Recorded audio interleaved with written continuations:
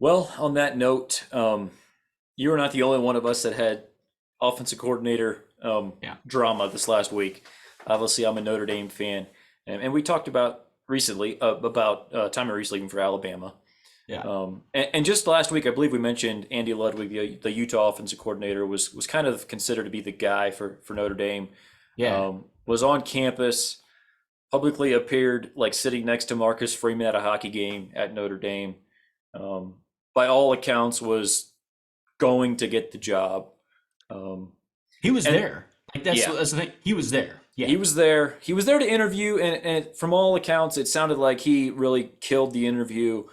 Um, Maybe a little bit of backstory on that. So before that, they had actually interviewed Colin Klein, the Kansas State offensive coordinator, Yeah. former Heisman finalist, and I think he did okay, but so Marcus Freeman has this thing where he likes input from the players. Not that he always listens to them, but like he wants feedback. And I guess the story is that the players were able, the quarterback room specifically, was able to talk with Colin Klein and just kind of pick his brain a little bit, and they didn't really like what they heard. Like, I guess we know about Tommy Rees and his intellect, I guess, and I Uh-huh. feel like maybe the quarterbacks felt like maybe Klein was a little bit too far the opposite direction, maybe a little too simple, not quite enough of the intellect. Hmm. That's kind of rumor type thing. So that was one reason why that didn't quite go. I guess he was never officially offered the job. But then Andy Ludwig was a whole different story. By all accounts, that was going perfectly well. And then it came out that his buyout became an issue. I can't remember the exact word, but the reporting was, yeah, that there was an issue with the buyout and Notre Dame not being willing to pay it or something like that. Um, and some of the backstory in that was, I guess he just signed some kind of extension or something very recently. Before that, his buyout was like $400,000, and now it's 2.8 at least.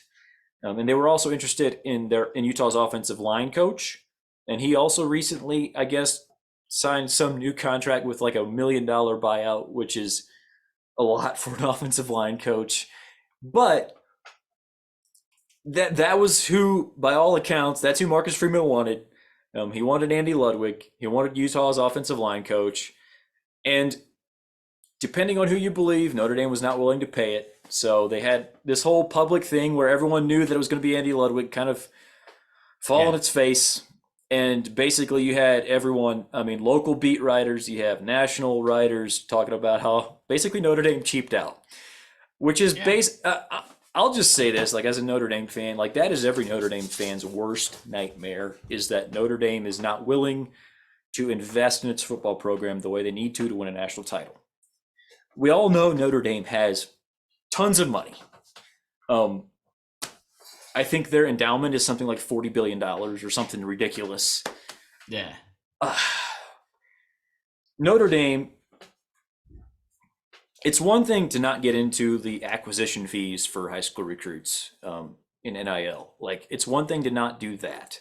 Sure. It's another thing entirely to not pay your assistant coaches the way that the football factories would pay their assistant coaches.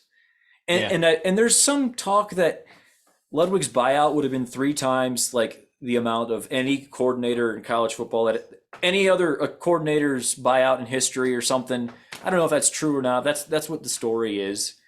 Yeah. But it doesn't matter. Like if that was Nick Saban, Yeah. Alabama says, Right. okay, sure, fine, here's the check, right? Am I Yeah. wrong? Like, Yeah. I don't know. I need to hear your outside perspective on this because I could talk about this for hours. This is a rough look for you guys. Like Yes. that was my thought. Like how can you're not serious. Like you're not you sent a message to everyone that we're actually not serious about college football and about putting money into our program and getting okay. Marcus Freeman is a second year head coach. He's young, right? He's also a defensive coordinator that became a head coach. Defensive minded guy, right? He Yes. he wants an offensive mind like like the okay Utah, where Ludwig came from, he kind of came from that same thing. Ludwig's used to running a full offense. Hmm. Like you need a guy to come in and take charge of the whole thing. Like there doesn't need to be any looking over the shoulder. Like he needs to completely trust that guy. And if Freeman wanted him, you have to get him. Like that has to be like the priority for your like the whole like what is it? Is it Swarbrick, Jack Swarbrick? Yes. The The the athletic AD, director. Yeah. he has to make that happen. And it felt like yeah, you said cheaped out. It like if you have him there for he's on campus. Like he's there. He did the interview. It went well. Is there any chance that they just used the money as an excuse because there was like Notre Dame didn't want him for some reason? Like they're like, oh, we can't really tell him. We can't tell the coach that like, okay, we can't hire this guy because of. We know Notre Dame has their reasons, right? Y'all got a lot of reasons for stuff. Like there's like interior, yeah, reasons. Like we don't want him for certain reasons, but we'll just say it was the buyout. Like maybe that was the actual excuse they went to the public with. That doesn't make any sense because that's a much worse story than if you just say, hey, it wasn't a fit and we decided not to offer him the job. Good. That's true. Yeah, Like, it's a that's much worse look to say, yeah, we decided not to pay his buyout. It's like, I think kind of the spin that's being put out from the Notre Dame side of things is that he basically turned him down. And actually, so let's get into this. So this all comes out Tuesday, or Monday night, and all day Tuesday, everyone is just shellacking Notre Dame, and rightly so. Like, you're not willing to pay up. That means you're, like you said, you're not serious about actually winning a national championship, and that's what Notre Dame fans want. Like, believe me, we have 11 in the case, and we have been waiting 35 years to get the number 12. Like, we want yeah, that. yeah. And Jack Swarbrick sends out. So Jack Swarbrick, Notre Dame's athletic director, has been their athletic director for a long time, and by all accounts has done an excellent job up to now. Like he's kind of guided Notre Dame through some crazy situations, like with their independence, like having to go through conference realignment and just Yeah. all of the different things. He's guided them through. He's put some really good sports teams out there. They win national championships in other sports, though. They won like in soccer, and they always won in fencing, and like just like stuff like that. They always have solid other sports programs, and lately they've always had a solid football team as well. And he's guided them through some stuff, and he's earned the nickname Savvy Jack, which Hmm. which is a great nickname for an athletic director. I feel like it. Obviously, the reference there is from Pirates of the Caribbean. Anyway, um, this is easily the first time where he's done something that the entire Notre Dame fan base just like absolutely like whoa, like you messed up big time. And he actually sent out a mass email in response to a whole bunch of people emailing him with just sharing their incredible disgust with the way it Frustrations. was. Yeah, all of that. Um, and as usually goes, like you're better off just not responding to that stuff if you want to like make something like this go away. But the email ended up just adding to fuel to the fire and just has just made the whole thing so much worse. I'm not going to read the whole thing, but I want to read part of it just because it is almost Okay, unbelievable. let's go. All right, it starts like this. Thank you for your email. To paraphrase the character Terrence Mann, played by James Earl Jones in one of my favorite movies, Field of Dreams, we admire your passion. Misdirected though it might be, it is still a passion. And your passion and that of our other fans is among Notre Dame's most valuable resources. Okay, pause. Calling out all of these Notre Dame fans for misdirected passion. Misdirected. The Yeah. the passion is clearly like we want to win a national title, and you're telling them it's misdirected. Could it be more out of touch? could it be, could it be more pretentious? It's Yeah. terrible. I Yeah. It's a terrible look. It's so bad, and I'll let me just read a few more lines. Again, like I said, I won't read the whole thing. He says in there. During our discussion with the candidate for our offensive coordinator position, a national reporter accurately noted that the candidate's buyout in his current contract was an obstacle. Yeah. Without seeking any clarification from us, some of the individuals who comment on Notre Dame football concluded that this meant that Notre Dame was unwilling to pay the buyout. This is not and never was the case. So it's accurately reported that the buyout was an obstacle, but the fact that they were unwilling to pay it was not the case, is what he's saying, which doesn't even make sense. I don't understand what that means. To the extent the buyout was an obstacle in the case of one candidate, that was true of a brief period of time only because of conflicting information that had been provided to us regarding the amount and mechanics of the buyout. However, it was an obstacle we knew could be quickly resolved. Why wasn't it? Some of this stuff is just unbelievable. And then, in correcting the record in this instance, I also want to be clear that Notre Dame will never apologize for being a good steward of the resources provided to us by our fans and partners. So, you're saying you were willing to pay it, but now you're saying that you're not going to apologize for being a good steward. It just doesn't make sense. Like the spin in this email doesn't even agree with itself. Our focus is not matching the expenditures made by our competitors. It is making investments calculated to advance us toward our goals of 1, promoting the University of Notre Dame, 2, providing an unrivaled educational experience for our student athletes, and 3, winning a national championship in football. There you have it. In that order. Number 1, promoting Notre Dame. Number 2, providing educational experience for our student athletes. And 3 is winning a national championship in football. Like, just go out and tell the whole world that winning a national championship is only our number 3 priority. I think he already told everyone that, I think. That's literally what he said. Yeah. Yeah. And then the last paragraph, finally, given your strong interest in Notre Dame having the resources it needs to compete effectively with the most successful athletic programs in the country, I encourage you to become a member of Notre Dame's Rockne Athletics Fund. Through this giving society, our fans, family, and alumni provide the resources that are critical, blah, blah, blah. So basically, he's asking for money. In the same email that you're saying, we don't apologize for being a good steward. Also, we were willing to pay the buyout. And also, by the way, I know you have misguided passion, but also I'm going to ask you for money at the end of the email.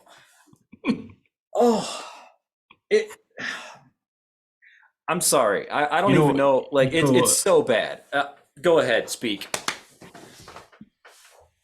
In the South, I think we just call that the price of doing business.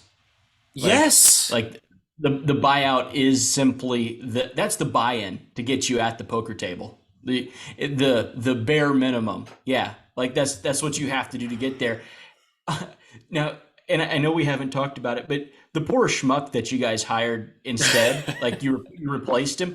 I feel so sorry for that guy. It's Gerard Parker, right? Is that his name? I've heard Gerard and Jared, whatever. He's been our tight end coach for the last year, and he did a good job. He's a good position coach.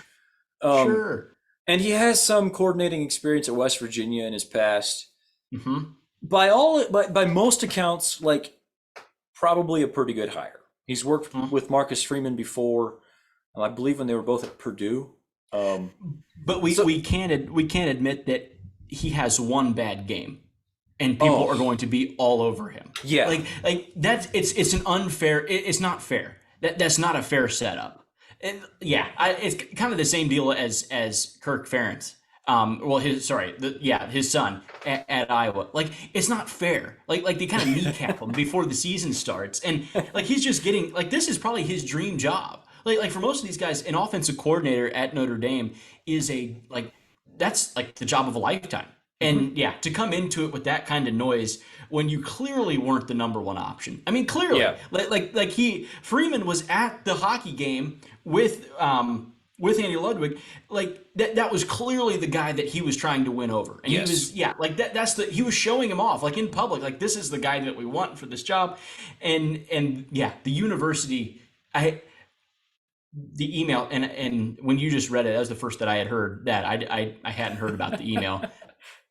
I would be livid as a Georgia fan. Oh, Like nothing could. We would be a laughing stock, a absolute laughing. Can you imagine in the SEC where football isn't like it? Football is the only thing that matters. Like it's okay. You can be great at baseball, fencing, whatever you said. We can win those championships.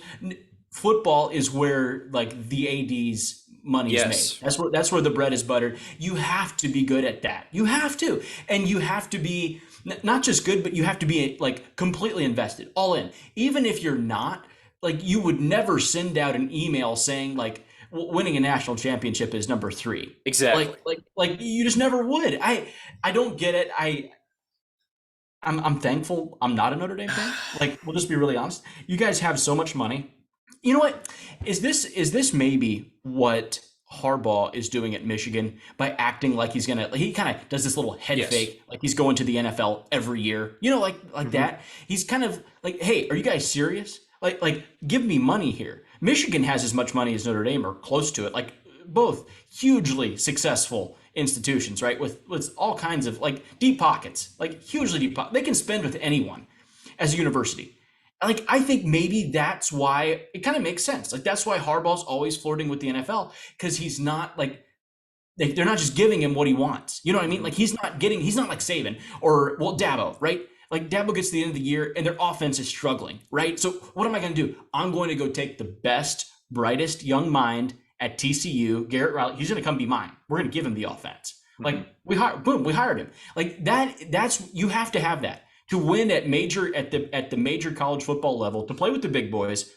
You have to have that. Alabama flew a private plane up there to South Bend with the big old red A on it and Yep. took your offensive coordinator. They Yep. took him.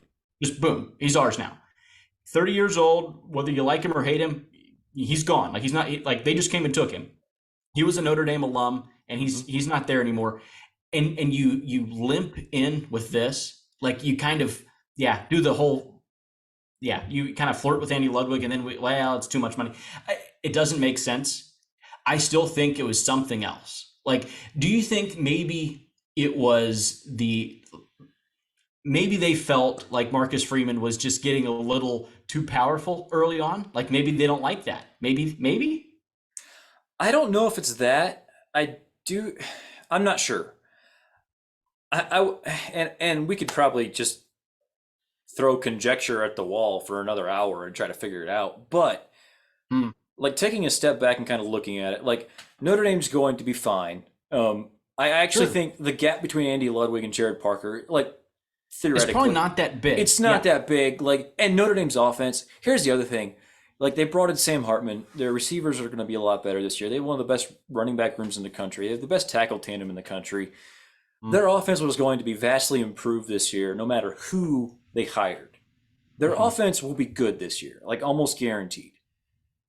To me, the bigger issue obviously is the process. Like the process and kind of what it showed is much bigger is a much bigger issue than Jared Parker as the offensive coordinator.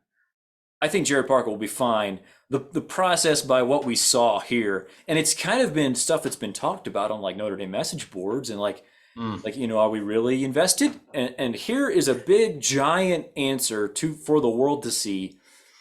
And in a way, as a Notre Dame fan, I'm glad it happened. I'm glad it put it out there because I know for a fact that lots of Notre Dame supporters were very unhappy about it. One of their biggest, well-known supporters, Tom Mendoza, their business school is named after him. Like he dropped some thoughts on Twitter on like Wednesday, I believe. So it was like a full like 48 hours after it all went down, and he was saying like he didn't like the process. I don't even remember what all he said, but it was very much he was not just like throwing out the company line.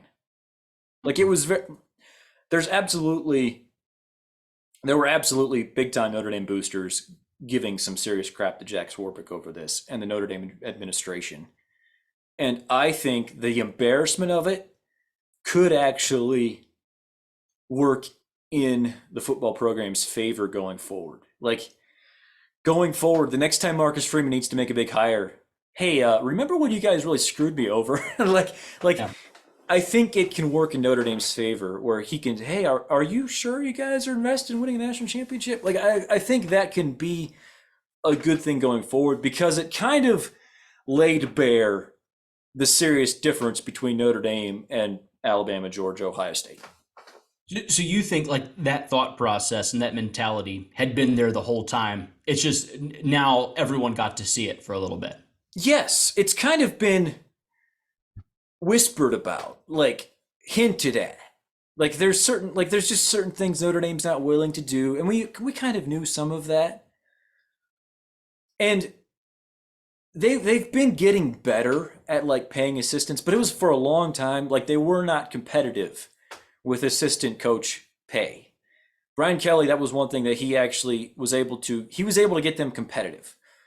Maybe not to, they're a private schools, so we're not able to see like what they actually pay all their employees because they don't have to disclose that information the way a public school would. But from what we've been able to hear the last couple of years, they're at least in the top 20, like something like that. But they still kind of have that tendency, like, well, how would it look if we spend too much money on football?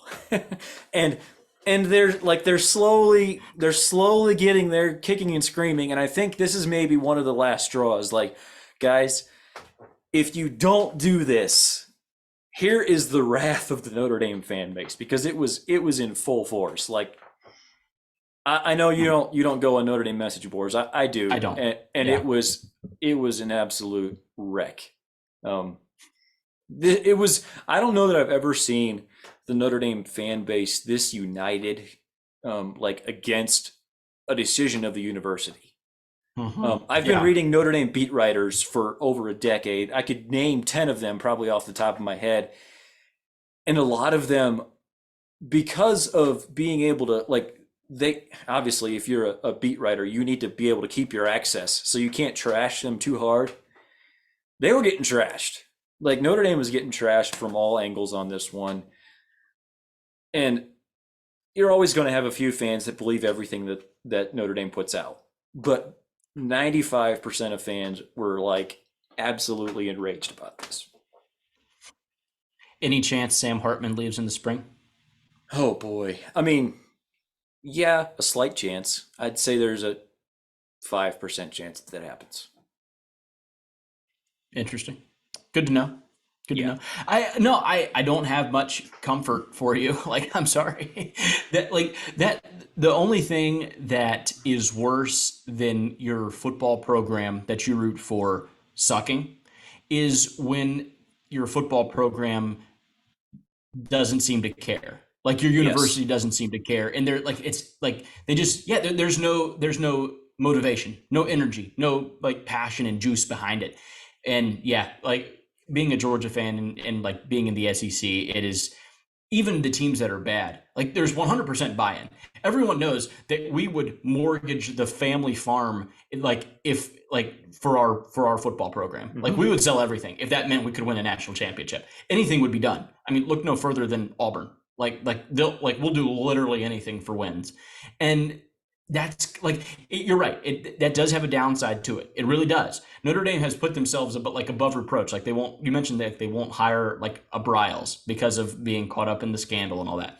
But it does like they're too far on the other side to where they're too cautious, and it feels like they're unwilling to step in. Not even step into the new age. Just step out of the old one. Yeah. Get out of the Stone Age. Welcome to now. Welcome to now. And everyone else is kind of there. Michigan, I think, is kind of getting there too. Like I think Ohio State's been there to their credit. Hmm. Like Ohio State was one of those Midwestern programs that fully embraced it. Like them, Yes. Alabama, Georgia, Clemson, they all play at the exact same level. They recruit the same kids. They try to recruit the same coaches. Like they're playing for the same thing. And Michigan's kind of getting there, and I think just like hopefully Notre Dame gets there as well. Yeah, I do think, yeah, like I said before, this is one of those things that it kind of exposed them a little bit for the way they've been operating, I believe. Notre Dame has put a cap on what they can be with some of their decisions. There's a few lines in the sand, like I'm okay with them. Like, okay, if you don't want to like guarantee $1 million to a high school recruit the minute he steps on campus, that's one thing. Like Right. if if the rules say you can't do X and you want to follow those rules, okay. But guess what? Like the rules don't say you can't pay your offensive coordinator a certain amount. The rules don't say you can't have a private jet available anytime an assistant coach wants to go recruiting. Like some of those things, also like NIL, like by all accounts, for established players, Notre Dame's NIL is as good as anybody. Really? Kyle Hamilton was a very rich man before he left Notre Dame. Same with Michael Yep. Mayer. But they don't put that out there. Like they don't sell that the way they could. It's almost like they're embarrassed that these guys make a lot of money at Notre Dame. It's okay. Like it's okay if your assistant coaches make a lot of money. It's okay if your players make a lot of money because they earned it. It's fine. Like that does not go against the university. Sorry. I know this is not a Notre Dame pod and we've probably spent too much time on it, but yeah, this is I could rant on this one for a while. Nick Saban at Alabama, when he gets there, or like when he got hired, it's pretty like it's like, hey, I'm gonna come over here to Tuscaloosa, and you will give me anything I choose. Like whatever I want, you get me, or else I'm not coming. Like that was kind of the whole thing. That's how Kirby Smart did when he showed up to Georgia. Like I will have everything. Like you will hire whoever I tell you to hire. Like the AD is great. He really is. Like the ADs are awesome, but Kirby Smart runs the football program. Like everyone answers to him, and yeah, he gets whoever he wants. I think that's interesting. I think it's in no small part too that Marcus Freeman's a second year coach, and maybe they didn't want to just let him throw around a bunch of money. Like maybe he makes a bad hire. Maybe he does. So what? So freaking what? Get him what he wants. It's better Yep. than having an unhappy head coach. Like, Yep. yeah, I don't understand. Absolutely.